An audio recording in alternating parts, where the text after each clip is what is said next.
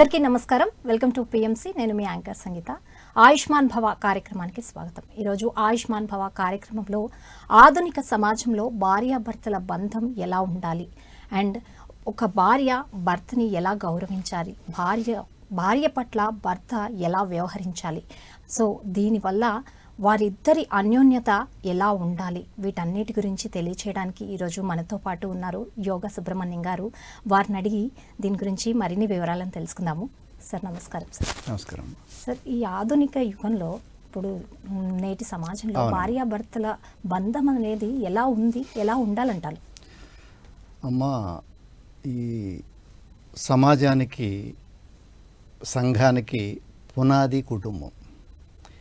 కుటుంబంలో మొట్టమొదటి బంధం భార్యాభర్తలు, దాని తర్వాత వాళ్ళ నుంచి వచ్చేటటువంటి సంతానం. అలా పారంపర్యంగా వంశాన్ని అభివృద్ధి చేసుకుంటూ మన రాతి యుగం నుంచి కూడా ఇప్పటి వరకు సమాజంలో అనేక రకాలైనటువంటి మార్పు చెందుతూ వస్తూ ఉంది. మొదట గుహల్లో ఉండేవాళ్ళు, అప్పుడు సామూహికంగా ఉండేవాళ్ళు.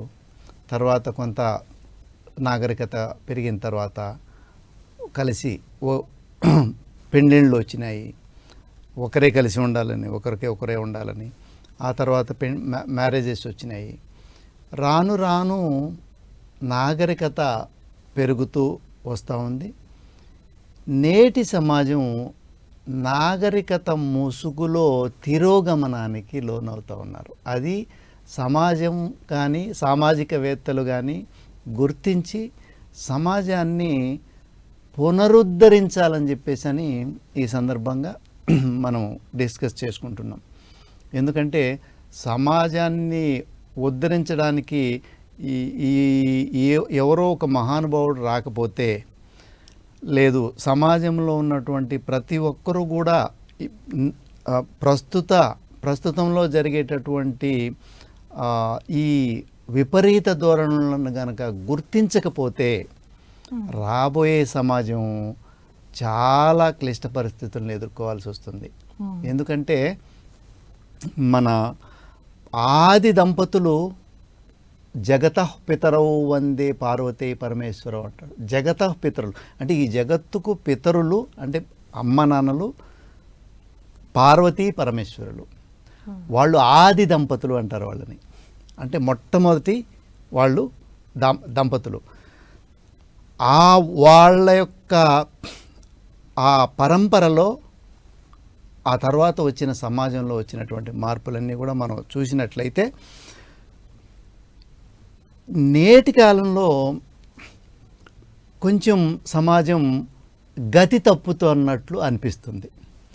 ఎందుకంటే ఇక్కడ పార్వతికి పెళ్లి చేసేటప్పుడు వాళ్ళ యొక్క తల్లి పెళ్లి చేసి అప్పగింతలు జరిగేటప్పుడు తల్లి చెప్తుంది పార్వతికి. శివపురాణం చదివితే శివపురాణంలో క్లియర్గా ఉంది భార్య భర్తతో ఎలా ప్రవర్తించాలి అని చెప్పేసి అని.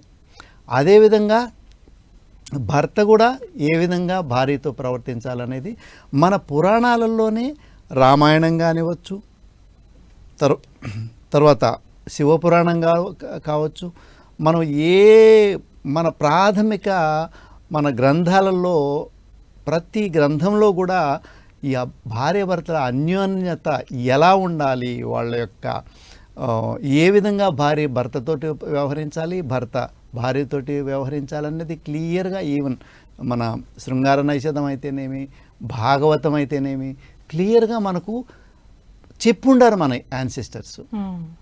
కానీ మనము ఈ మేకాలే విద్యా విధానాన్ని మనసులో పుణికిపుచ్చుకున్నటువంటి నేటి సమాజము గతి తప్పి ఆధునిక భావాలన్న పేరుతో భ్రష్ట మార్గాన్ని ఎన్నుకొని కుటుంబ వ్యవస్థని, భార్యాభర్తల బంధం నశించిపోయి కుటుంబ వ్యవస్థలు సర్వనాశనం అయ్యి సమాజం ఎటో వెళుతుంది అన్న ఒక అభద్రతాభావంతో జీవిస్తున్నారు నేటి సమాజంలో. దీనికి కారణాలు అనేకంగా చెప్పుకోవచ్చు మనం. ఎందుకంటే నేటి సమాజంలో ధనం ధనమూలం ఇదం జగత్, జగత్ అనేది ధనముతోటే నడుస్తూ ఉంది. అది సర్వసాధారణంగా ఉండేది అది. కానీ ఆ ధనం అన్నది ఇంతకు ముందు కేవలం వస్తు మార్పిడి కోసం ఉండింది. ఇప్పుడు మానవ సంబంధాలను సమూలంగా పెకలించి వేసే స్థాయికి ధనం వచ్చి చేరిపోయింది. ఎందుకంటే ఇక్కడ తల్లి తండ్రి ధనాన్ని చూస్తున్నారు, బిడ్డలు ధనాన్ని చూస్తున్నారు తల్లిదండ్రుల నుంచి. నువ్వేమి సంపాదించి ఇచ్చినావు నాకు అంటున్నారు బిడ్డలు. తల్లిదండ్రులు నేను అంత చేసి నిన్ను సాకి పెద్ద చేసినాను కదా, నువ్వు నాకేం పెట్టడం, నా చెట్టు కాయల్ని నేను కోసుకొని తినాలన్న దృక్పథం లేక దృక్కోణం లేక తల్లిదండ్రులు వచ్చారు ఇప్పుడు. అంటే కేవలం ఇక్కడ డబ్బు, తల్లిదండ్రులు బిడ్డల సంబంధాలు కానీ బిడ్డలు తల్లిదండ్రుల పట్ల కానీ నువ్వేం సంపాదించినావు నా కోసం అని చెప్పేసి బిడ్డలు అడుగుతున్నారు.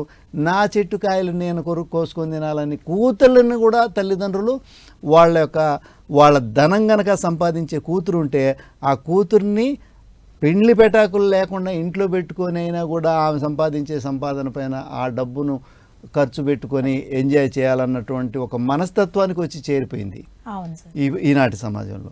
ఇక్కడ భార్యాభర్తల మధ్య అయితే ఈ ధనం అనేది మెయిన్ రోల్ పోషిస్తూ ఉంది. ముందు ఎవరి బాధ్యత వాళ్ళు చేసేవాళ్ళు, ఇప్పుడు ఒకరి బాధ్యతలు ఒకరు చేస్తున్నారు.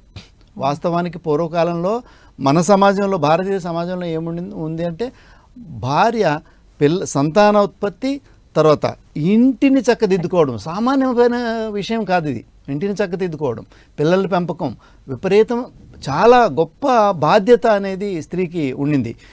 ఈ భర్త బయట పొలాల్లో కానీ వ్యవసాయం కానీ వ్యాపారం కానీ చేసి సంపాదించి కుటుంబాన్ని పోషణ భర్త బాధ్యత తీసుకునేవాడు.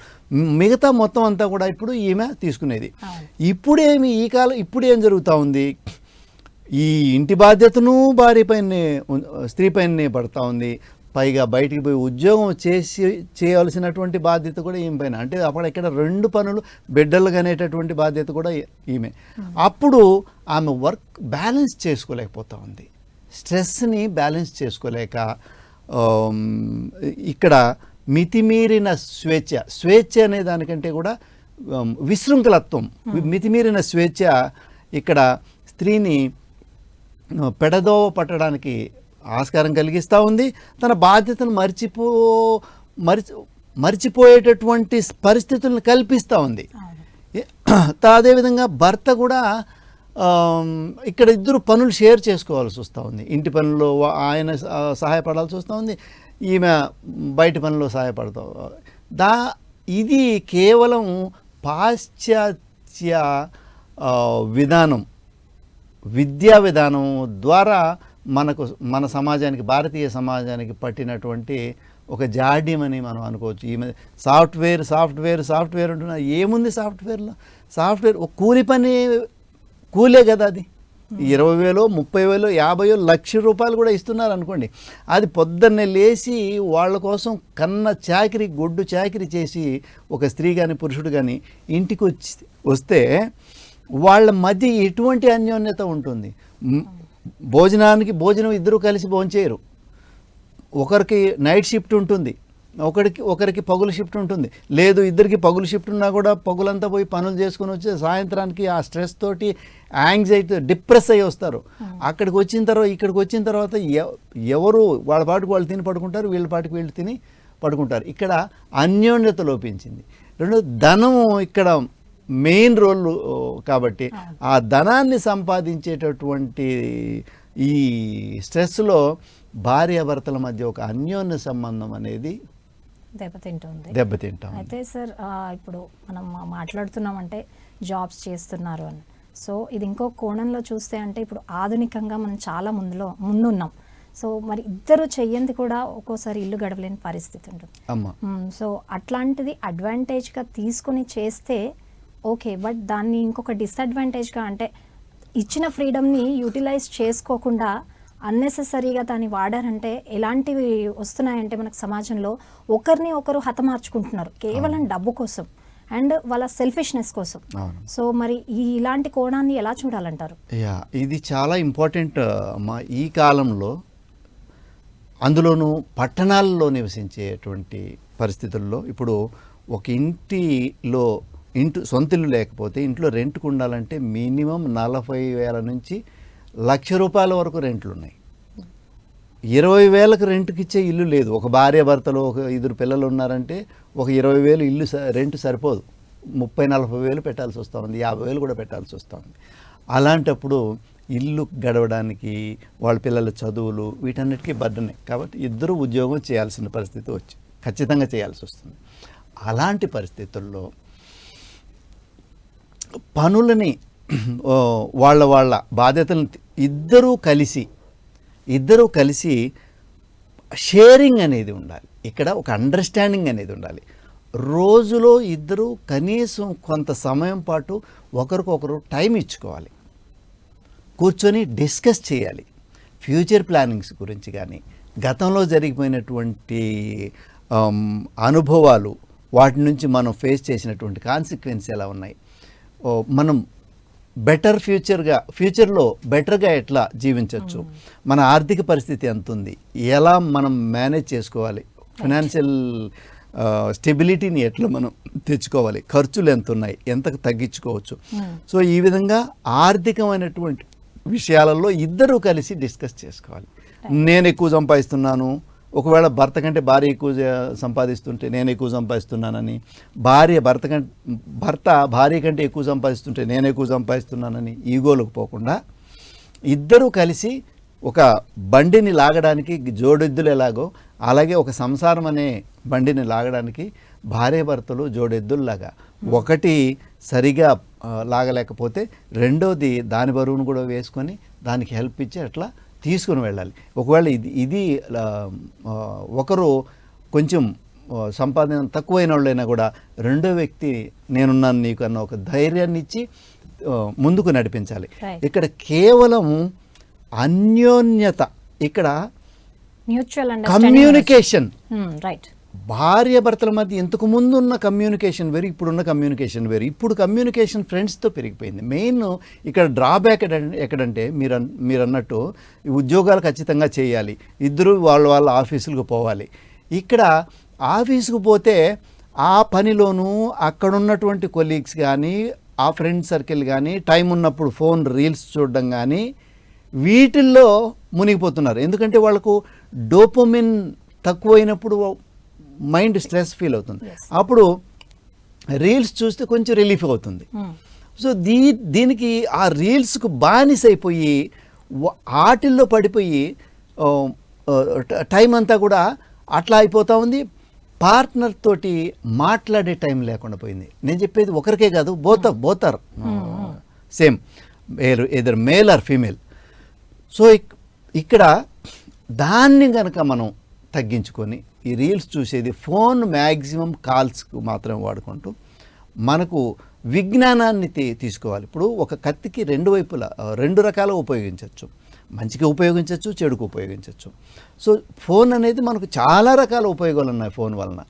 కానీ అట్ ది సేమ్ టైం దాన్ని సక్రమంగా వాడకపోతే అనేక దుష్ఫలితాలు కూడా ఉన్నాయి. Right sir. కాబట్టి ఇక్కడ మెయిన్ కాన్సెప్ట్ ఏంటంటే ఆర్థిక వ్యవహారాలలో ఇద్దరు కూడా క్లియర్గా ఉండాలి. నా డబ్బు ఇది నేను సంపాదించింది, ఇది నేను సంపాదించింది, నేను ఎంత సంపాదిస్తున్నాను, నువ్వు ఎంత సంపాదిస్తున్నావు అని కాకుండా ఇద్దరం కలిసి మనది, మనము మన సంసారాన్ని, మన పిల్లల్ని సంతోషంగా భవిష్యత్తుని ఒక మంచి జీవితాన్ని జీవించడానికి కావలసినటువంటి పరిస్థితుల్ని మనము క్రియేట్ చేసుకోవాలి ఫ్యూచర్లో అన్న దృక్పథంతో ఇద్దరు ఒకటి నిర్ణయానికి రావాలి. రెండోది, ప్రతిరోజు కూడా ఇద్దరి మధ్య కనీసం ఒక అరగంట కమ్యూనికేషన్ ఉండాలి. ఏదైనా సమస్య వస్తే ఒకరికొకరు చెప్పుకునేట్టుగా ఉండాలి. ఆఫీసులో కావచ్చు, పర్సనల్గా కావచ్చు, భర్త భార్యతో కానీ, భార్య భర్తతో కానీ చెప్పుకోవాలి. చెప్పుకునే స్వేచ్ఛ ఉండాలి ఒకరికొకరికి. Exactly sir. అలా చెప్పుకున్నప్పుడు ఏమవుతుందంటే ఒకరికొకరు భరోసా ఇచ్చుకుంటారు, ఒకరికొకరు ధైర్యాన్ని చెప్పుకుంటారు.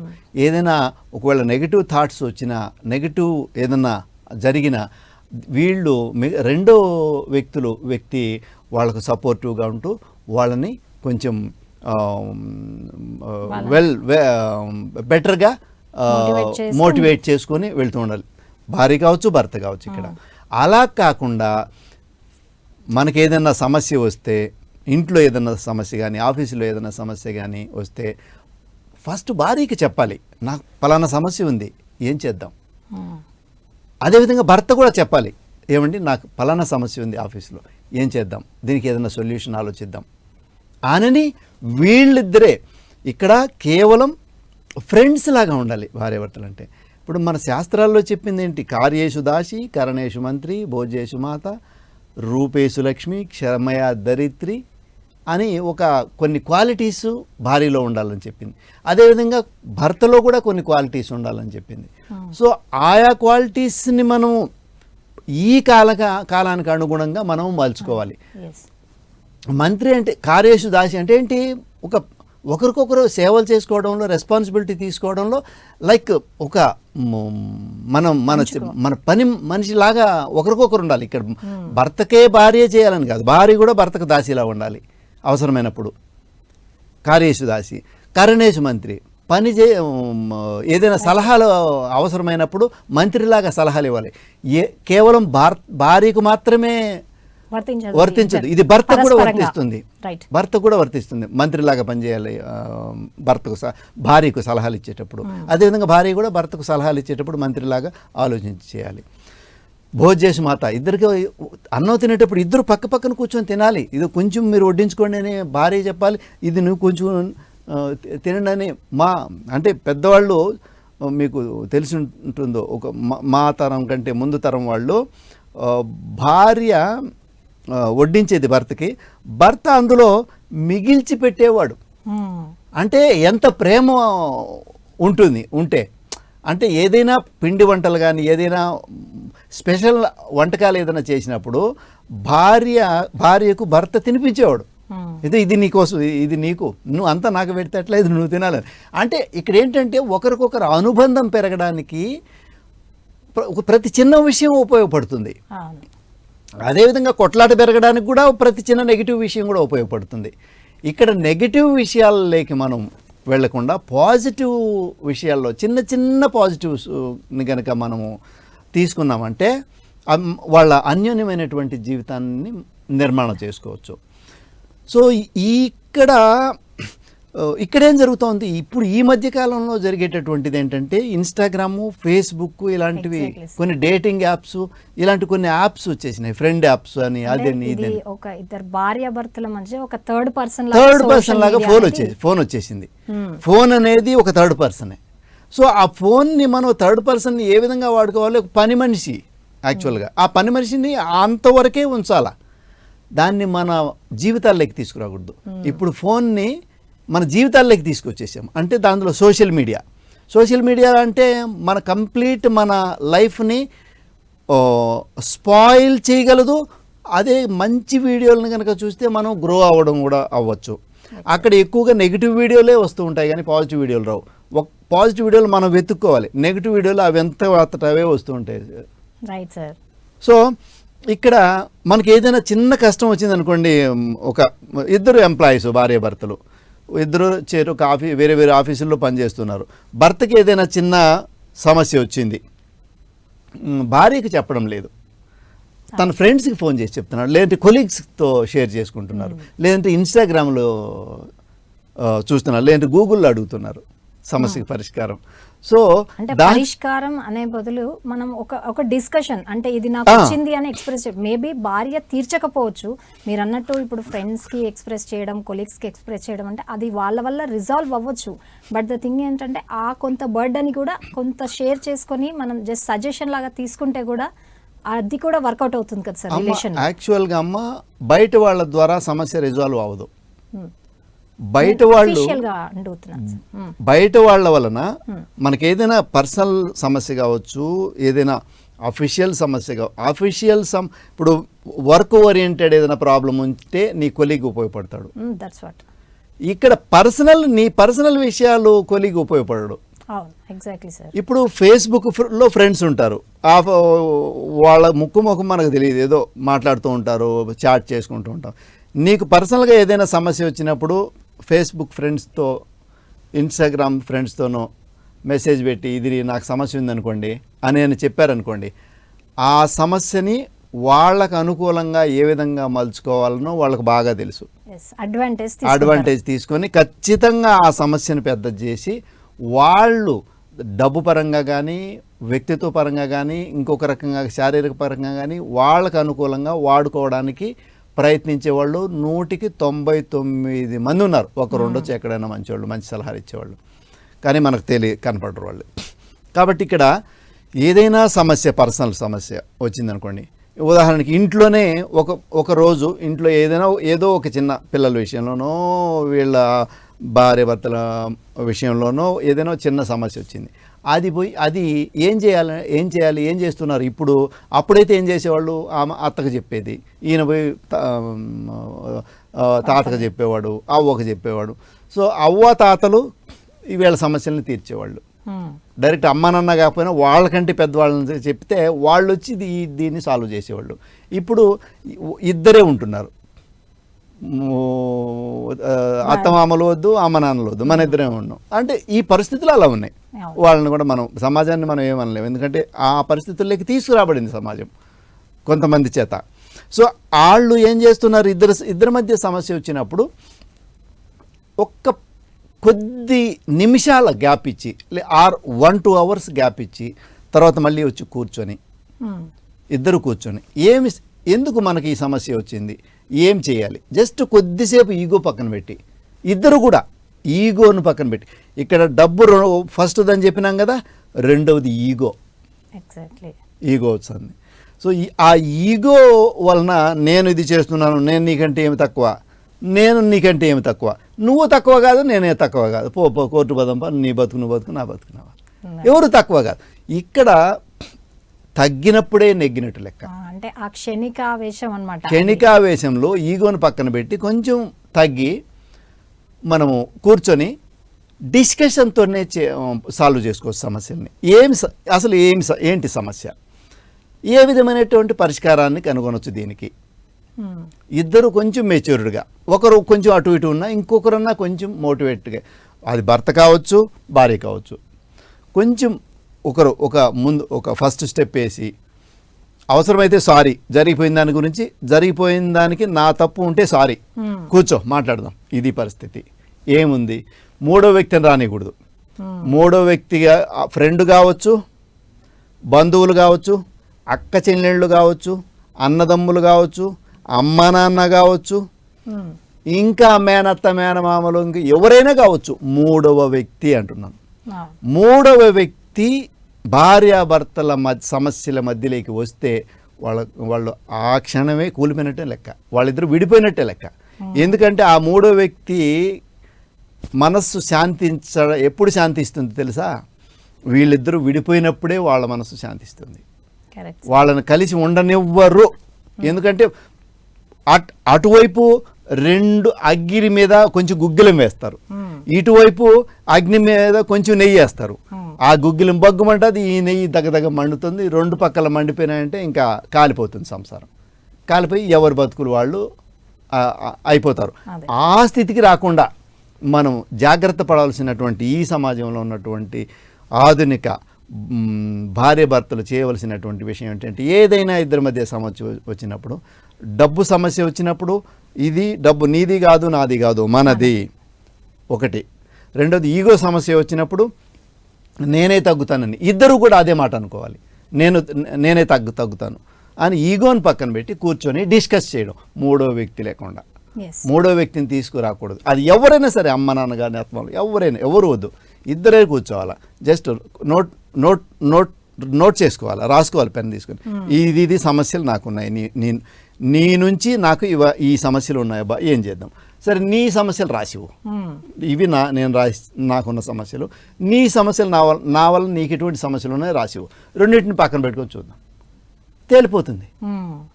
2 పేపర్లను పక్కన పెట్టేసి, నీ సమస్యలు సరే బా, నేను ఇది ఒక 10% తగ్గించుకుంటా, ఇది 90% తగ్గించుకుంటా, నా వ్యక్తిత్వం ఇది, ఓకే నువ్వు ఈ ఒక 90% కాంప్రమైజ్ అవ్వు, ఇదో దీంట్లో ఒక 10% కాంప్రమైజ్ అవ్వు, నేను ఒక దీంట్లో ఒక 90% కాంప్రమైజ్ అవుతా, ఇద్దరం కాంప్రమైజ్ అవుతాం.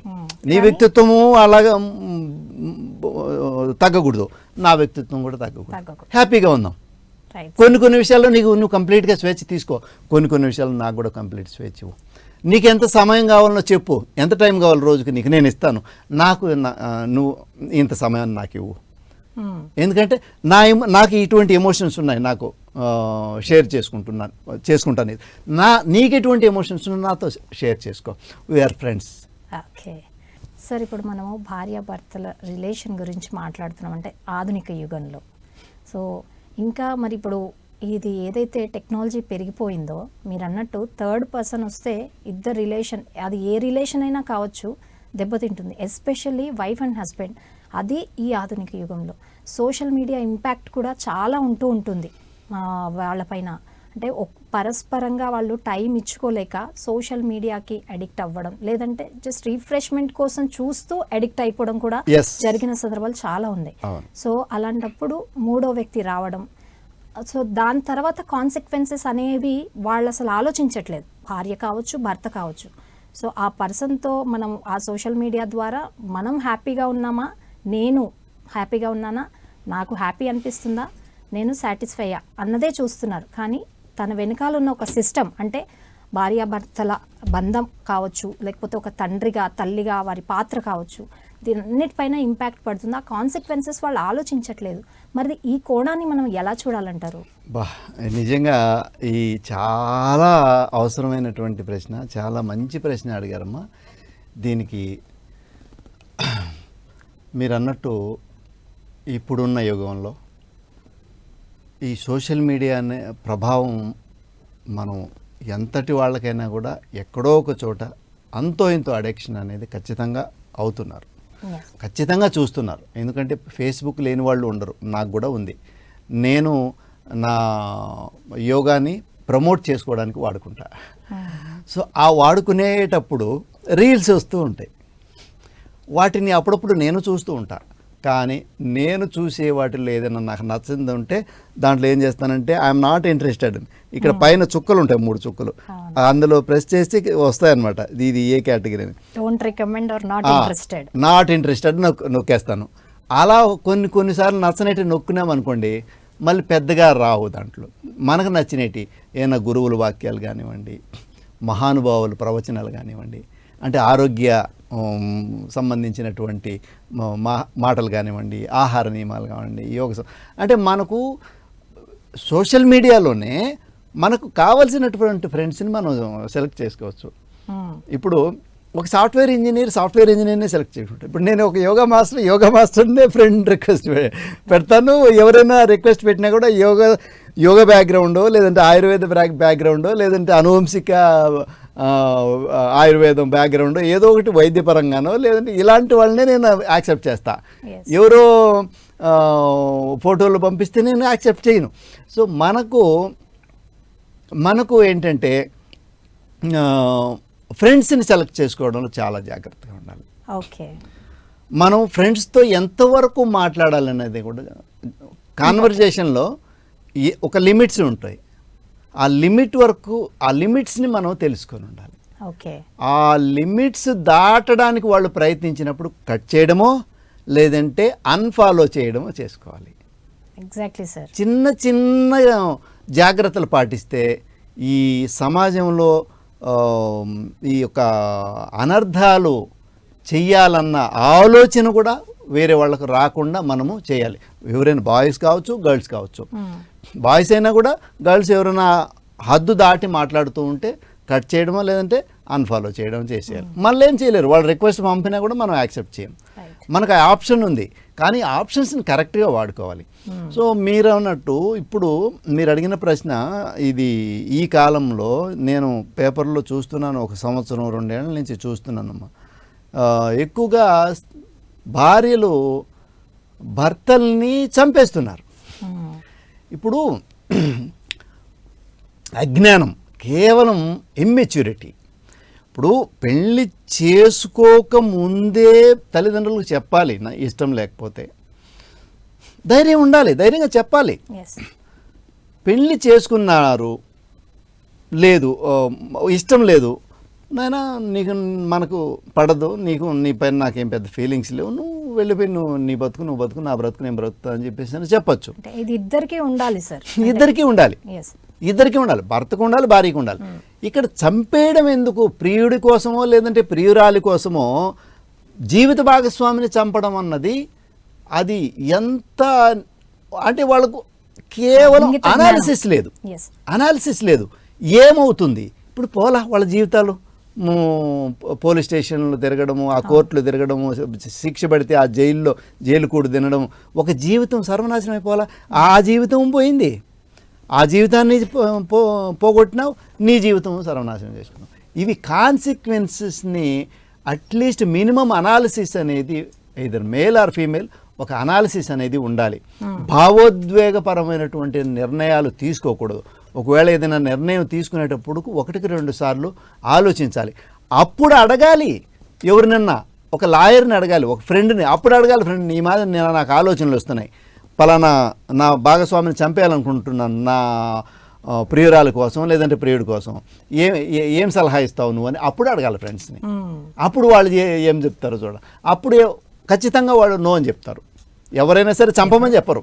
Right sir. కాబట్టి భావోద్వేగపరమైన నిర్ణయాలు తీసుకునేటప్పుడు జీవిత భాగస్వామిని చంపమని ప్రియురాలు కానీ ప్రియుడు కానీ చెప్తారు. వాళ్ళు కూడా సహాయపడతారు చంపడానికి, ఎందుకంటే అటు నుంచి ఆస్తి వస్తుందనో ఇక్కడ డబ్బు మెయిన్ రోల్ ప్లే చేస్తుంది. సో భావోద్వేగాల కంటే కూడా సో చెప్పచ్చు, ప్రేరణ చేయొచ్చు, ప్రేరేపించవచ్చు. కానీ ఒక ఫ్రెండు, నిజమైన ఫ్రెండ్ కానీ అబద్ధ ఫ్రెండ్ కానీ, ఒక ఫ్రెండు ఇట్లా చంపుతానంటే చంపమనడం. ఎందుకంటే వాడికి ఏమి లాభం లేదు, వీడు చనిపోతే వీడికి లాభం, ఈమెకి లాభం ఉంటుంది, లేదా వీడికి లాభం ఉంటుంది. సో కాబట్టి ఇక్కడ ఒక చంపడం అన్నది ఒక జీవిని చంపడానికి ఎవరికి అధికారం లేదు, మనిషిని చంపడానికి అసలే లేదు.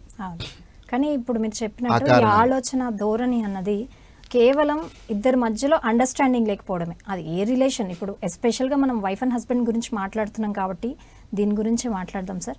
అంటే ఒకరికి ఒకరు టైం ఇచ్చుకోలేని పరిస్థితి, అంటే అట్లీస్ట్ ఎవరి లైఫ్స్ వాళ్ళు బిజీగా ఉంటారు, but end of the day what you did అన్నది ఒక క్వశ్చన్ వేసేటంత టైం అన్నా మనము మన భాగస్వామికి ఇవ్వగలిగితే ఇలాంటి అనార్థాలకు దారి తీయదు. ఎస్, ఈ విషయాన్ని మనం ముందు కూడా చెప్పుకున్నాము. 100% జీవిత భాగస్వామి కనీసం దొంగతనంగా ఫోన్ చెక్ చేయని అవసరం లేదు, దొంగతనంగా స్పైయింగ్ చేయని అవసరం లేదు. జస్ట్ కూర్చొని రిలాక్స్గా కూర్చొని వారానికి రెండు రోజులు మిగులుతుంది కదా, మీరు రోజంతా మిగతా 5 రోజులు పనులు చేసుకున్నా కూడా 2 రోజులు అయితే ఖాళీగా ఉంటారు కదా, కూర్చోండి, సరదాగా అట్లా మాట్లాడుకోండి. ఏం లేదమ్మా, ఇక్కడ భార్యాభర్తలు మనస్సు విప్పి మాట్లాడుకుంటే ఎక్స్పెక్టేషన్స్ని తగ్గించుకొని, ఇప్పుడు ఎక్స్పెక్టేషన్స్ ఖచ్చితంగా ఉంటాయి, భర్త పైన భార్యకు ఎక్స్పెక్టేషన్స్ ఉంటాయి, భార్య పైన భర్తకు కూడా ఎక్స్పెక్టేషన్స్ ఉంటాయి. ఆ ఎక్స్పెక్టేషన్స్ని ఒకరికొకరు డిస్కస్ చేసుకోవాలి. నీ ఎక్స్పెక్టేషన్స్కి నేను ఎంతవరకు రీచ్ అవ్వగలను అనేదాన్ని చెప్పాలి ఆ పార్ట్నర్కి. అదేవిధంగా ఆ పార్ట్నర్ కూడా నీ ఎక్స్పెక్టేషన్స్, నీపైన నా ఎక్స్పెక్టేషన్స్ ఇలా ఉన్నాయి, నీ ఎక్స్పెక్టేషన్స్కి నేను ఇంతవరకు రీచ్ అవ్వగలను. అప్పుడు ఎంతవరకు రీచ్ అవ్వగలరా అనే దాన్ని బట్టి వాళ్ళ లైఫ్ని వాళ్ళు డిసైడ్ చేసుకుంటారు. ఇక్కడ జీవితం ఒక క్వశ్చన్ కూడా ఉంది సార్, అంటే సారీ ఫర్ అడగండి, పర్లేదు. ఇంకొకటి ఏంటంటే షిఫ్ట్ వైజ్ జాబ్స్, అంటే ఖచ్చితంగా ఉద్యోగాలు చేయాలి, మనకి అనుకూలంగా మనం అనుకున్న టైంలో మనకు దొరకకపోవచ్చు ఆ సమయాలు, అంటే ఒకరికి నైట్ షిఫ్ట్, ఒకరికి డే షిఫ్ట్. ఈ పరంగా చూసుకుంటే సమయం కూడా దొరకలేని పరిస్థితి, ఒకవేళ దొరికినా అలసిపోతూ ఉంటారు, టైం ఇచ్చుకోలేరు, అంటే చికాకు, కోపం, స్ట్రెస్ ఇవన్నీ వస్తూ ఉంటాయి. మరి అట్లాంటి వాళ్ళు కూడా కొంత డిస్ట్రాక్ట్ అయ్యే ఛాన్స్, కొంత కాదు డిస్ట్రాక్ట్ అయ్యే ఛాన్సెస్ చాలా ఉంటాయి. అంటే సోషల్ మీడియా వల్ల, అని నేను ఇంట్లో ఎవరు పట్టించుకోవట్లే, సో నేను కొంచెం రిఫ్రెష్ అవుతాను, సోషల్ మీడియా వైపు మళ్ళుతాను, అది ఇంకొక దానికి దారి తీస్తుంటుంది. మరి ఈ కోణాన్ని ఎలా చూడాలంటారు, ఇక్కడ ఎలా ఈ పరిష్కారం? చాలా మంచి ప్రశ్న ఇది. ఇలాంటి పరిస్థితులు ఏర్పడినప్పుడు మనం డబ్బు కంటే బంధానికి ఎక్కువ వాల్యూ ఇవ్వాలి. ఒకరు ఉద్యోగాన్ని మానేసినా పర్వాలేదు, 3 పూట్ల తినేది 2 పూట్ల తిన్నా పర్వాలేదు. ఈ పిల్లల చదువు లక్షలు పెట్టి ఖర్చు పెట్టి చదివించి వాళ్ళని నెత్తిన పెట్టుకో వాళ్ళేమి పెద్ద అయ్యేదేం లేదు. భార్యాభర్తల బంధం ఇప్పుడు ఒకరికొకరు దూరం అయిపోయి కుటుంబంలో పిల్లలు భ్రష్టు పట్టిపోయి వీళ్ళ జీవితాలు ఒంటరి అయిపోయి లేదంటే రకరకాలైనటువంటి అనర్థాలకు దారి తీయడం కంటే ఉత్తమం ఒకరు జాబ్ మానేసి శుభ్రంగా ఇంకొకరిని చూసుకొని, భార్య ఉద్యోగం చేస్తానంటే చేయని, భర్త మానేసి ఇంట్లో వంట చేసి పెట్టడం, ఇల్లు చూసుకొని భార్య వచ్చేటప్పటికి కొంచెం ఆమెకు ప్రశాంతతనిచ్చి కొంచెం రిలాక్సేషన్ని దగ్గరకు తీసుకొని కొంచెం ఆమెను ఊరడించి మళ్ళీ ఉదయాన్నే లేచి ఆమెకు వంటల గంటలు ఏమైనా కావాలంటే చేసి పెట్టి ఆఫీస్కి పంపించి మళ్ళీ పికప్ చేసుకొని వచ్చి ఇలా చేస్తే ఆ కుటుంబం చక్కగా ఉంటుంది. కానీ మనం ఇక్కడ ఆధునిక యుగం అయినా కూడా మనము ఇద్దరు చెరి ₹1,00,000 2 లక్షలతో కుటుంబాన్ని లగ్జరీగా నడపడం కంటే అలా నడిపిన క్షణంలో కుటుంబం నాశనం అయిపోతుంది అన్న ఆలోచన మనకు వచ్చింది అంటే, ఇప్పుడు ఇద్దరు ఆమె పాటికి ఆమె పోయింది, ఈయన పాటికి ఈయన ఆఫీస్కి పోయినాడమ్మా. అప్పుడు ఆమె వచ్చినప్పుడు ఈయన ఉండడు, ఆఫీస్కి పోయి ఉంటాడు. ఈయన వచ్చినప్పుడు ఆమె ఆఫీస్కి పోయి ఉంటుంది.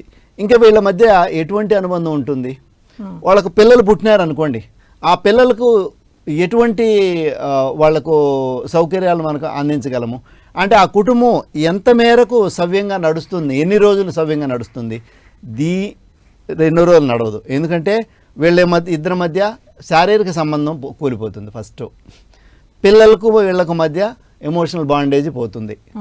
ఇక్కడ భార్యాభర్తల మధ్య ఎమోషనల్ బాండేజ్ పోయి పిల్లలకు తల్లిదండ్రులకు మధ్య ఎమోషనల్ బాండేజ్ పోయి అంటే సంసారం కొలాప్స్ అవ్వడం కంటే అక్కడెక్కడో కూకట్పల్లి దగ్గరనో లేదంటే ఎక్కడైనా పెద్ద గోల్కొండ దగ్గరనో ఎక్కడైనా ఒక చిన్న 5,000కో 10,000కో ఇల్లు తీసుకొని ఆ పిల్లల్ని ఎక్కడెక్కడైనా ఒక చిన్న స్కూల్లో చదివించి ఒక్కరు ఉద్యోగం చేసుకొని, ఇప్పుడు భర్త ఉద్యోగం చేస్తామంటే భార్య పిల్లలను చూసుకొని, భార్య ఉద్యోగం చేస్తామంటే భర్త పిల్లలను చూసుకొని ఆమెను డ్రాప్ చేసి అప్ అండ్ డౌన్ చేసుకుంటూ హ్యాపీగా వచ్చే జర్నీలో పోయే జర్నీలో హ్యాపీగా మాట్లాడుకుంటూ డిస్కస్ చేసుకుంటూ హ్యాపీగా జీవించవచ్చు. ఇక్కడ బంజారా హిల్స్లో 50,000 ఇచ్చే పిల్లలకి లక్షలు ఫీజు పెట్టే బదులు ఏదన్నా ఒక పల్లె ప్రాంతాల్లో ఉండి ఉద్యోగం చేసుకొని పోయి పిల్లల్ని చూసుకుంటూ కుటుంబం నిలబడడం ముఖ్యం. ఇక్కడ ఇప్పుడు డబ్బును ఎక్కువ డబ్బు కావాలన్న ఆలోచనతోటి ఆశతోటి కుటుంబాన్ని కొలాప్స్ చేసుకోవడం కంటే తక్కువ సంపాదనతో తక్కువ జీవన ప్రమాణాలతోటి ఒక కుటుంబం అన్యోన్యంగా కలిసి ఉండడం ఉత్తమం అన్నది నా అభిప్రాయం.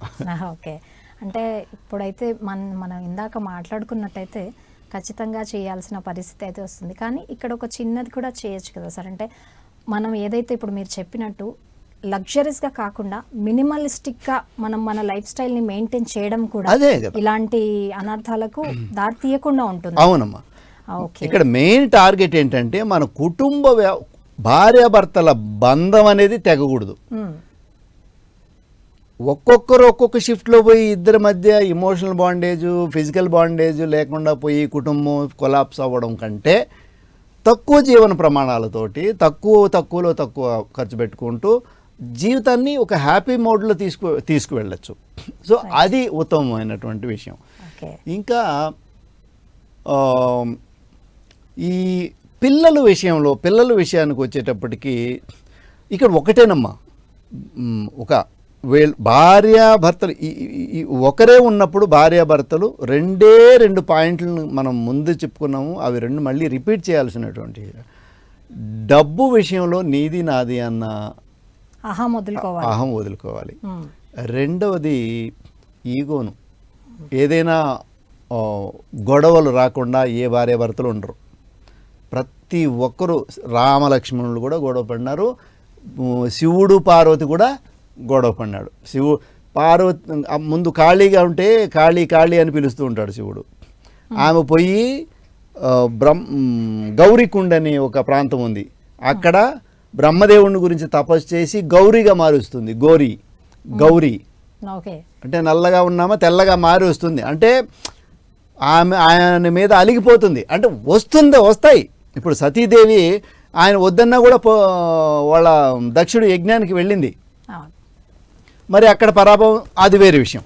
అంటే ఇక్కడ భార్యాభర్తల మధ్య గొడవలు రాకుండా ఉండవు, ప్రతి భార్యాభర్తకు వస్తాయి, కానీ దాన్ని సాల్వ్ చేసుకునే విధానంలోనే వీళ్ళ యొక్క విఘ్నత తెలివితేటలు మనకు బయటపడతాయి.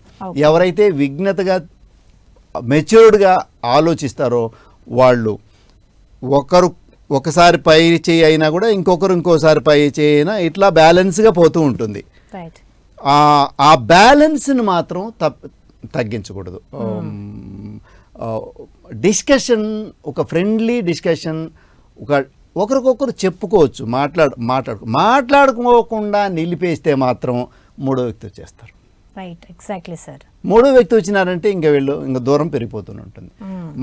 భార్యాభర్తలు ఏదైనా సమస్య వచ్చినప్పుడు మాట్లాడుకోకుండా ఆపకూడదు, దయచేసి అదొక్కటి గుర్తుపెట్టుకోండి. మాట్లాడుకోకుండా ఆపేయొద్దు. 1 గంట అంతే మాట్లాడలేదంటే, లేదు సాయంత్రం పొద్దున్న కొట్లాడుకున్నారా, సాయంత్రం వరకు మాట్లాడుకోకుండా ఉండాలంతే. సాయంత్రం మళ్ళీ ఇద్దరు ఒకే బెడ్ పైన పడుకొని మీరు మాట్లాడుకోవాలి. సో ఇదొక్కటి కనుక చేసినారంటే ఈ యొక్క సంబంధాలు అనేటివి బెడిసి కొట్టకుండా ఉంటాయి. మూడో వ్యక్తి ఇక్కడ ప్రవేశం లేకుండా ఉంటుంది. ఒకరికొకరికి అంటే ద్వేషభావన అనేది కలగకుండా ఉంటుంది. సో చివరిగా సార్, మనం దీనికి యోగా ద్వారా ఏదైనా పరిష్కార మార్గాలు ఉంటాయంటారా? ఇలాంటివి మెయింటైన్ చేయడానికి, అంటే మనం ఫిట్గా ఉంటేనే మనం కొన్ని పనులు చేయగలం.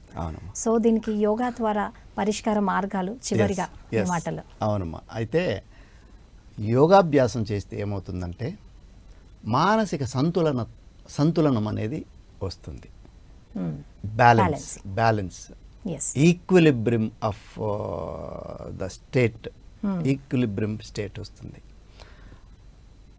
భావోద్వేగమైనటువంటి నిర్ణయాలు తీసుకోలేం, వెంటనే ఆలోచించే శక్తి వస్తుంది. రెండోది స్టేబుల్ మైండ్ స్టెబిలిటీ ఉన్నప్పుడు ఆ స్టేబుల్నెస్ అనేది వస్తుంది. మైండ్ స్టేబుల్గా ఉండేటప్పుడు ఆ నిర్ణయాలు తీసుకోవడం కూడా ఒక 4 రకాల ఆలోచించి తొందరపాటు నిర్ణయాలు పోతే ఆరోగ్యం ముఖ్యం. ఇక్కడ సాఫ్ట్వేర్ ఇంజనీర్స్లో కానీ ఈ గొడవలు పడేవాళ్ళలో కానీ ఒకరినొకరిని చంపుకోవడాల్లో వాళ్ళు కానీ ఉన్నటువంటి వాళ్ళ సమస్య ఏంటంటే వాళ్ళు మానసికంగా ఆరోగ్యంగా లేరు. ఏదైనా డిప్రెషన్లో ఉన్నారు, యాంగ్జైటీలో ఉన్నారు. యాంగ్జైటీ లేదా డిప్రెషన్, హేట్రెడ్. సో ఒక మనిషిని చంపాలంటే ఎంత హేట్రెడ్ ఉండాలి, ఎంత కసి ఉండాలి. సో అదంతా కూడా వాళ్ళ మానసిక స్థితి సరిగా లేకపోవడం వల్ల, వాళ్ళ బ్రెత్ సరిగా లేకపోవడం వలన, వాళ్ళు ఫంక్షనింగ్ ఆఫ్ వాళ్ళ మైండ్ ఫంక్షనింగ్ సరిగా లేకపోవడం వలన.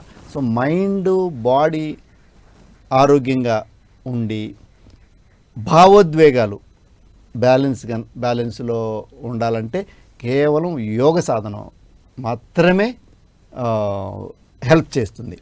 సో ముఖ్యంగా శరీరారోగ్యం, భావోద్వేగపరమైన ఆరోగ్యం, మానసిక ఆరోగ్యం. దానికోసం ఆసనాలు, ప్రాణాయామాలు, క్రియలు, శుద్ధి క్రియలు, ఆసనాలు, ప్రాణాయామాలు, ధ్యానం రోజుకి అట్లీస్ట్ ఒక 1 అవర్ వాళ్ళ కోసం వాళ్ళు కేటాయించుకొని యోగ సాధన చేసుకుంటే, ఇద్దరూ కలిసి యోగ సాధన చేస్తే ఇంకా ఒకరికి మీద ఒకరికి ప్రేమ పెరుగుతుంది, బాండేజ్ పెరుగుతుంది. వాళ్ళ ఆరోగ్యాల కోసం ఒకరికొకరు కేరింగ్గా చూసుకుంటారు. నువ్వు ఈ ఆహారం తీసుకో బాగుంటుంది, నీకు ఈ ఆహారం అయితే బాగుంటుంది, నువ్వు తగ్గిపోయినావు, నువ్వు కొంచెం ప్రోటీన్ తిను, నువ్వు కొంచెం లావుగా ఉండవు, కొంచెం ఫ్యాట్ తగ్గించు, లేదంటే కార్బోహైడ్రేట్ తగ్గించు అని ఇట్లా వాళ్ళకు ఆరోగ్యం పట్ల అవేర్నెస్ కనుక వచ్చిందంటే, యోగా వలన ఆరోగ్యం పట్ల అవేర్నెస్ వస్తుంది.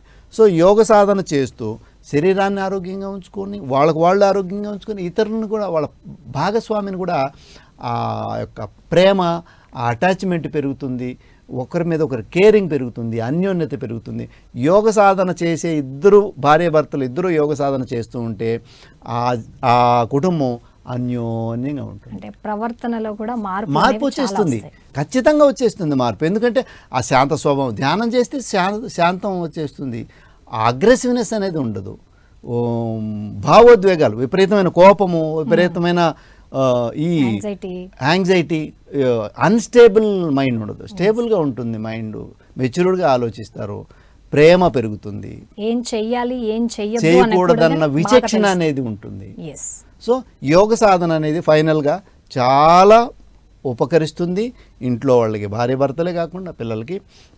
రోజు అందరూ లేచి ఒక గంట సేపు పొద్దున్నే యోగా చేసుకున్నారంటే, లేదా ఒక అరగంట సరే అయినా సరే, ఒక 15 నిమిషాలు ఫిజికల్ ఎక్సర్సైజ్, ఒక 5 నిమిషాలు ప్రాణాయామం, ఒక 10-15 నిమిషాలు ధ్యానం చేసుకున్నారంటే, అరగంట కేటాయించినా కూడా ఇద్దరు హ్యాపీగా జీవించవచ్చు.